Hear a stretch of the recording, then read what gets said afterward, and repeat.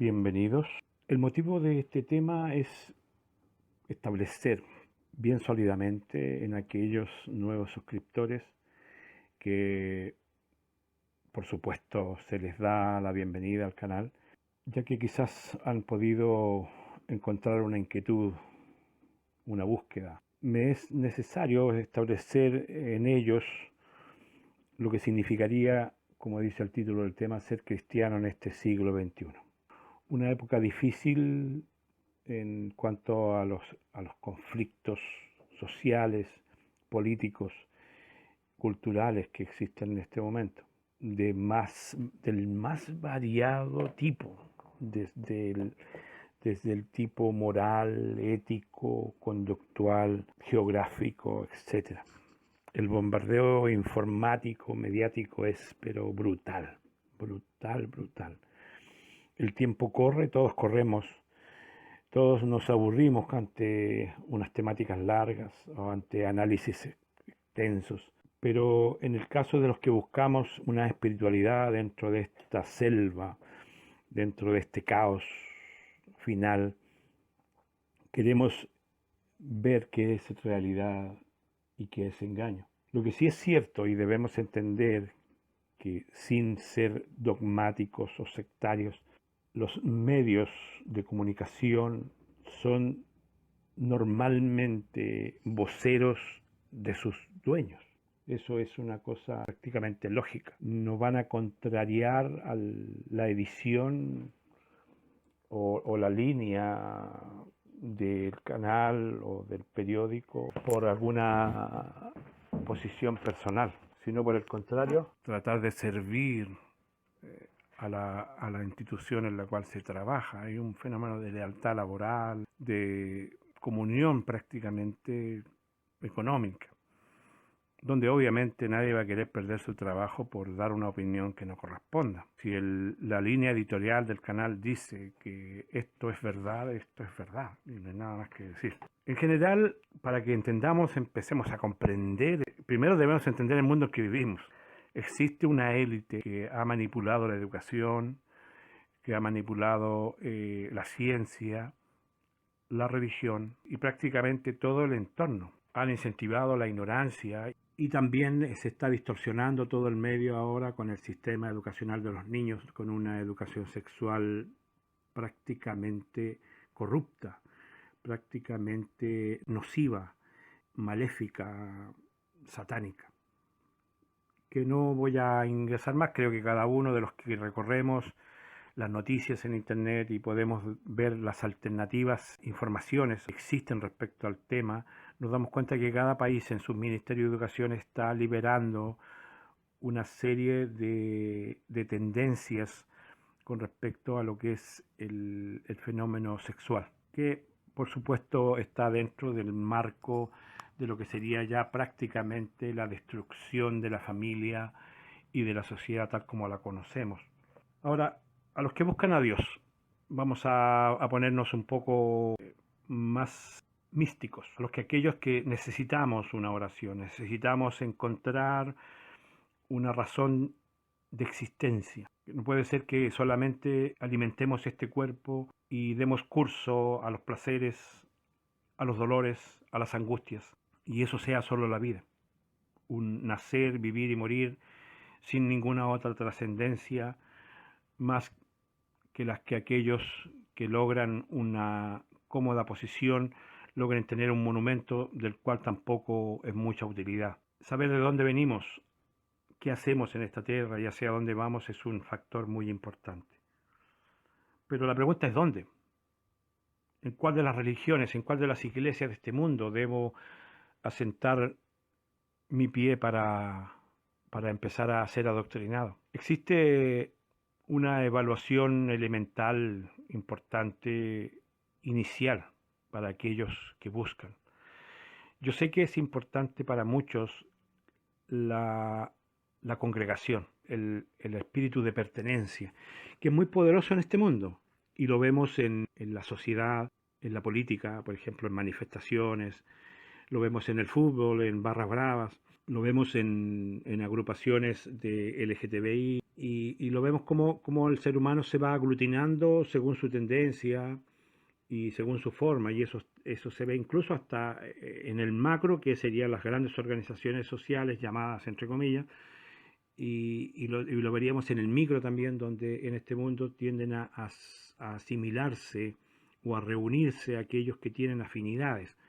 Normalmente por decirlo de una forma suave, los fiesteros con los fiesteros, los que son buenos para el alcohol con los buenos para el alcohol, los que son buenos para las drogas con ellos, con sus pares, por decirlo así, los que son gamers con los gamers, y etcétera, etcétera. O sea, en el fondo todos tienden a hacer un acto de pertenencia.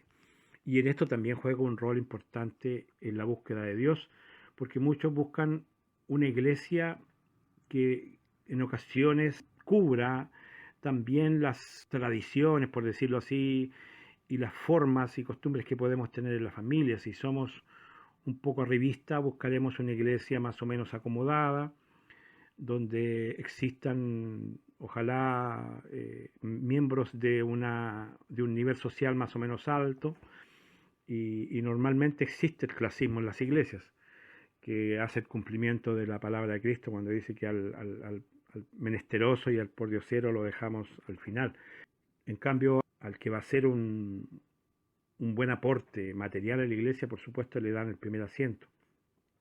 Entonces, para eliminar de cuajo ese concepto de pertenencia, debemos limpiar el camino y aseverar lo que dice la Escritura: ¿qué clase de templo me edificaréis?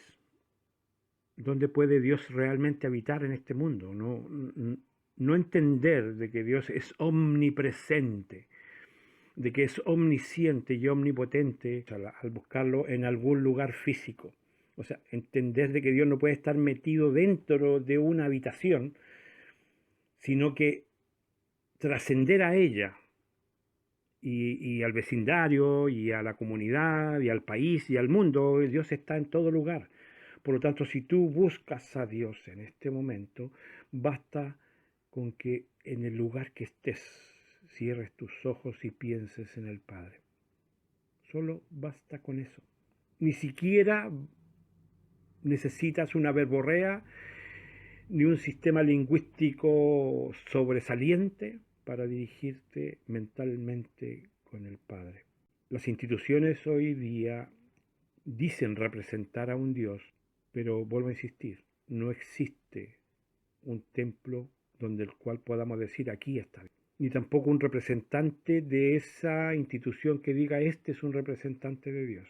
Ahora, ¿por qué en este movimiento defendemos? No un movimiento, que quede claro, nosotros tenemos ni una iglesia, ni una filial, ni nada determinado. Entender que la iglesia siempre fue y siempre será como el aire. No sabemos de dónde viene y no sabemos que dónde va. Es algo etéreo, es algo intangible. Nos han demostrado siempre que la iglesia, hoy día sobre todo, es poderosa.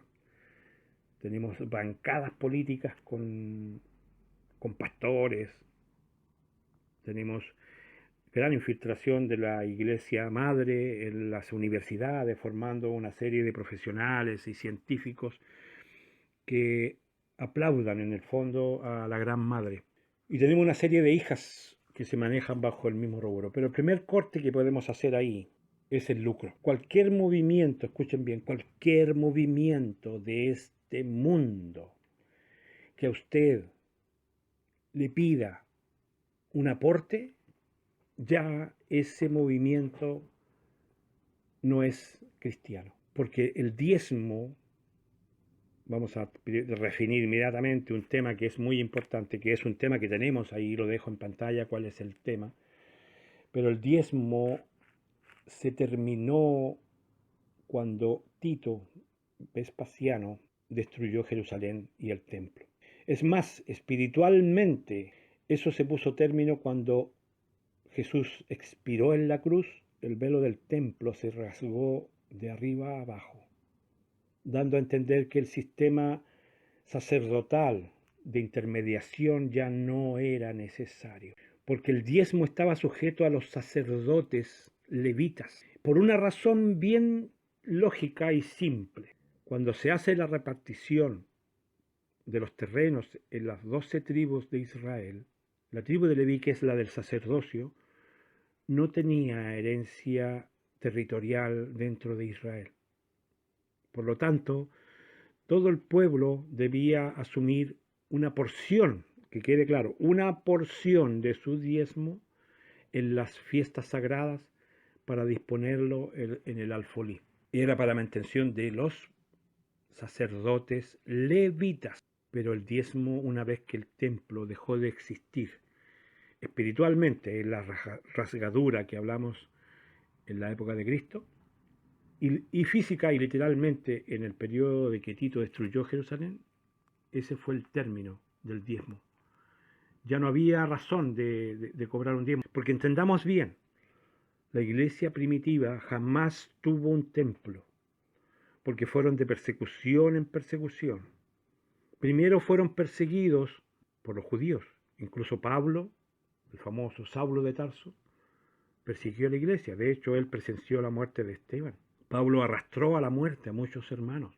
Queda claro de que una iglesia perseguida, una iglesia que estaba prácticamente proscrita, no podía tener un templo con un letrero afuera, aquí estamos reunidos. O sea, eso es ridículo prácticamente. No puede ser, históricamente no lo es. Ahora, la manipulación también ha sido histórica. Cuando ustedes ven las diferentes historias de las iglesias primitivas hechas por diversos escritores, están influenciadas, por supuesto, por los grandes pensadores católicos, los grandes espirituales, sacerdotes católicos en su época, que quieren dar a entender de que ellos son los descendientes de la iglesia primitiva de Cristo, pero no es así. Porque la iglesia, después de superar, ni siquiera superar, sino que transitar por el periodo de persecución, como dije, de los mismos judíos, ya el año 60 se agrega la quema de Roma, donde sabemos que históricamente Nerón culpa a los cristianos por esa quema. Primer atentado de falsa bandera, para culpar a quienes no fueron los autores de ese acto. Esa persecución duró casi prácticamente hasta el año 313, donde llega Constantino y libera el cristianismo. Son 313 años, donde la iglesia no tuvo templo, donde la iglesia no tuvo una jerarquía, donde la iglesia no tuvo ingresos, donde la iglesia no tuvo ninguna forma de subsistir más que solamente el amor de entregar el conocimiento de boca en boca. Más encima aún, donde ya existía un apremio con respecto a lo que eran las escrituras. Porque una vez que Constantino establece su iglesia como un acto político religioso, porque el mejor poder que puede existir en el mundo es tener los dos poderes juntos, el poder político y el poder religioso. Y por eso existe una gran fornicación hoy día, donde vemos pastores refregándose en el poder político y tenemos políticos refregándose en el poder religioso, porque existe una asociación ilegítima y satánica en este rubro. Entonces, lo que parecía una libertad de Constantino fue una lápida en el fondo, porque o aceptaban las condiciones establecidas por él en un concilio, donde solo los sacerdotes tenían acceso, sacerdotes católicos por supuesto, tenían acceso a interpretar y leer las escrituras, y pasamos por un periodo oscuro después donde la escritura solamente la manejan ellos con su propio idioma, que es el latín.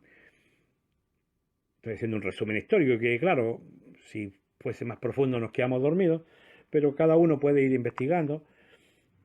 Y la Inquisición hace el resto de la historia con los judíos cristianos y con las personas que no comulgaban con la idolatría y la insensatez de la Iglesia Católica, que sacó partido también a otras doctrinas, como por ejemplo el infierno, que no es verdad, asustando a la gente que después de morir sacaron muchos beneficios de la implantación de la doctrina del infierno, que también dejo el número de tema para que lo puedan estudiar. Llega el momento en que supuestamente empieza una apertura, que es la gran reforma que da paso a todas las hijas, que queden claro, hijas, yo llamo hijas, y como lo dice Apocalipsis, que la Gran Babilonia es la madre de las rameras. Ahora, ¿por qué le llama rameras?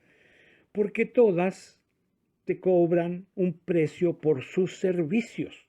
Y ahí nacen los luteranos, los calvinistas, que seguidores de Zwinglio, y etcétera, etcétera, todos los que se llaman reformistas. Pero que siguen con los vicios de su madre, porque por supuesto, como son todos ex sacerdotes que han vivido de la fe, que han sacado provecho de la fe y de la superstición de la gente, por supuesto que siguieron la misma línea. Más aún infiltrados por, ¿no es cierto?, una tendencia masónica, Illuminati, jesuita y una mezcla de servidores de Lucifer metidos en esto que sería largo de explicar, que manifestaron un plan que se ha desarrollado literalmente hasta el día de hoy. Y nos daríamos cuenta de que ellos han manipulado las iglesias. Por esa razón existe un gran contubernio entre la masonería, los jesuitas y las religiones.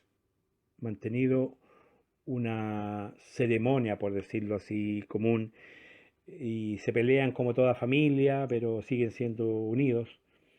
Y vemos el asunto este del Concilio Vaticano. Pero volviendo un poco al asunto del conocimiento. El conocimiento y la libertad religiosa, el conocimiento y la congregación en sí.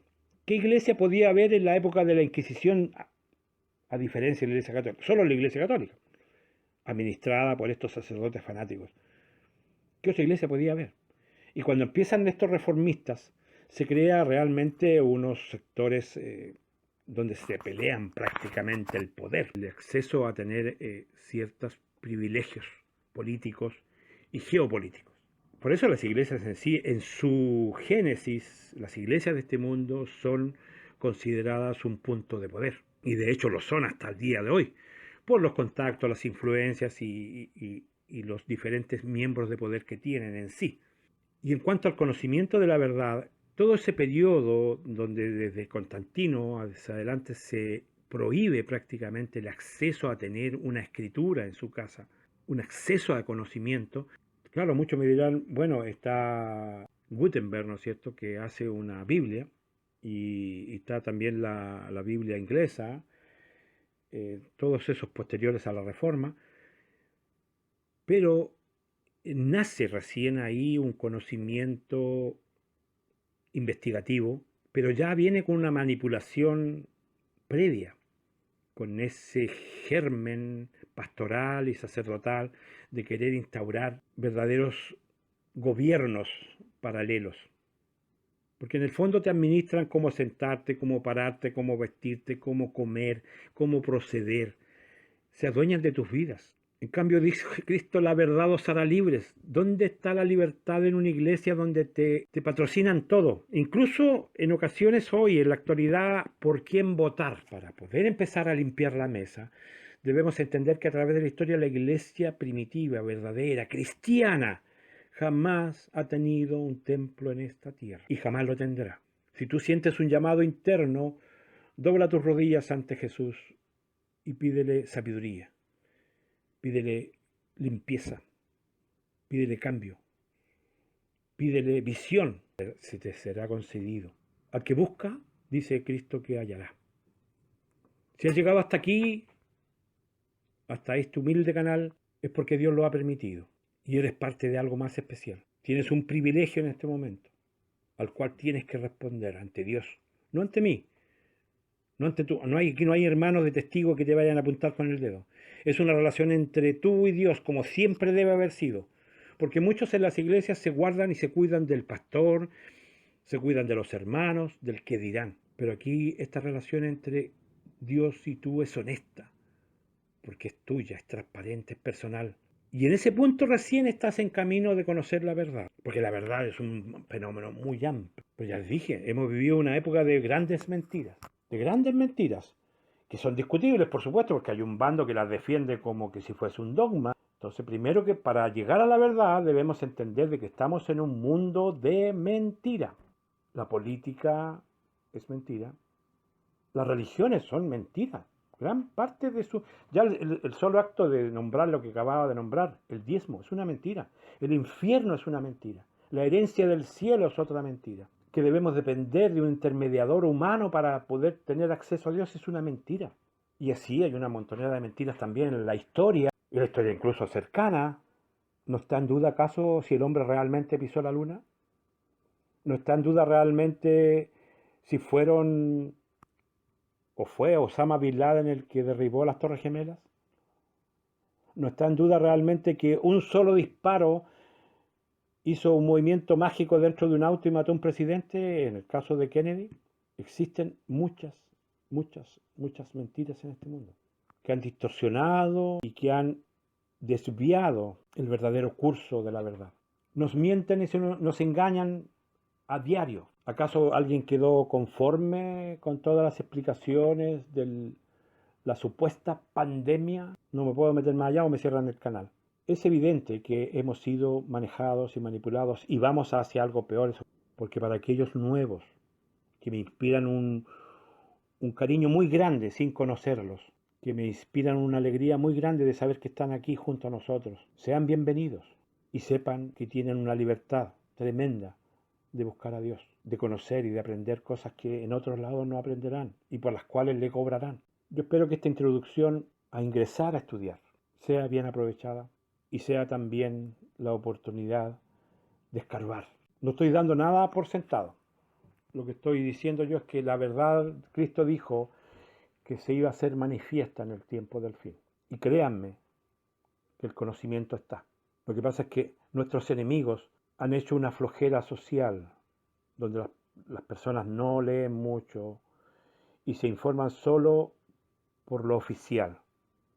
En cada país de este mundo existen canales oficiales, tanto del gobierno como de las multinacionales. Por lo tanto, lo que nos digan las noticias no son siempre verdades, excepto que mataron a Juanito, o que atropellaron a un perrito, o que asaltaron un banco. Pues ¿para qué van a cambiar esas verdades? Pero las verdades en el fondo, las más grandes, ellos las mantienen. Cubren los grandes errores de gobiernos, cubren los grandes errores de los empresarios, nos cubren la verdad con respecto a lo que sucede en una guerra, por ejemplo. Nos dicen una cosa y está sucediendo otra. Quiero que entiendan que cada vez que ellos mueven una pieza, ellos en este juego de ajedrez ya nos comieron la reina, el rey y todos los peones, porque ellos tienen el conocimiento del juego y nosotros no. Y todavía nos tienen enfrentados pensando que hay una derecha y que hay una izquierda. Y eso no es así. Investiguen un poco y sepan quién financió a Hitler. ¿Podía un sargentillo crear el imperio que logró crear? ¿De dónde salieron todos los tanques? ¿De dónde salieron todos los aviones? ¿De dónde salió todo ese movimiento armamentístico? ¿De dónde salieron los millones de uniformes? ¿Con el bolsillo de él? ¿Quién financió? Piénsenlo. Ninguno de nosotros podría hacer un acto así si no tuviéramos financiamiento. Piensen en cada movimiento de este mundo. Solamente les puedo decir, Hitler fue puesto en ese lugar para un objetivo esencial. Y los objetivos se lograron. En el caso, otro caso importante, el comunismo en este mundo. ¿Quién financió el comunismo? Aunque ustedes no lo crean, fue Estados Unidos. Igualmente como el caso de Hitler.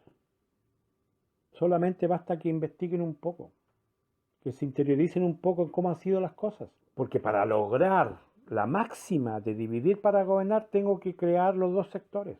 Por decir, ustedes sabían, los Rockefeller y los Rothschild tienen una gran asociación en las petroleras y en los campos de gas de Gazprom con Putin. No, prácticamente casi nadie lo sabe, porque ellos están en los dos lados, ellos están en los dos bandos, ellos están jugando con esto, porque hay un plan mucho más maquiavélico aquí. También infórmense, googleen, como les digo yo, googleen la palabra eugenesia, que es prácticamente una religión en estos movimientos, que es la eliminación de personas según las utilidades que puedan tener en su sociedad. Realmente, primero deben reconocer en el mundo en el cual están viviendo. Eso es lo primero. Nuevamente reitero la bienvenida a los nuevos suscriptores. Muy bienvenidos y yo en unos temas, no me recuerdo cuál, pues me parece que son los últimos, revisen unos 5 o 6 últimos, me parece que el que dice fin en ese, dejo mi correo electrónico, lo dejo para aquellos que quieran interiorizarte en preguntas específicas. Si alguno me hace una pregunta importante y que realmente me mueva la biblioteca, yo le responderé con un tema, y si es una pregunta rudimentaria y elemental, se la responderé personalmente a su correo de vuelta. Espero que Dios les bendiga y nos encontramos en una próxima ocasión, si Dios así lo quiere.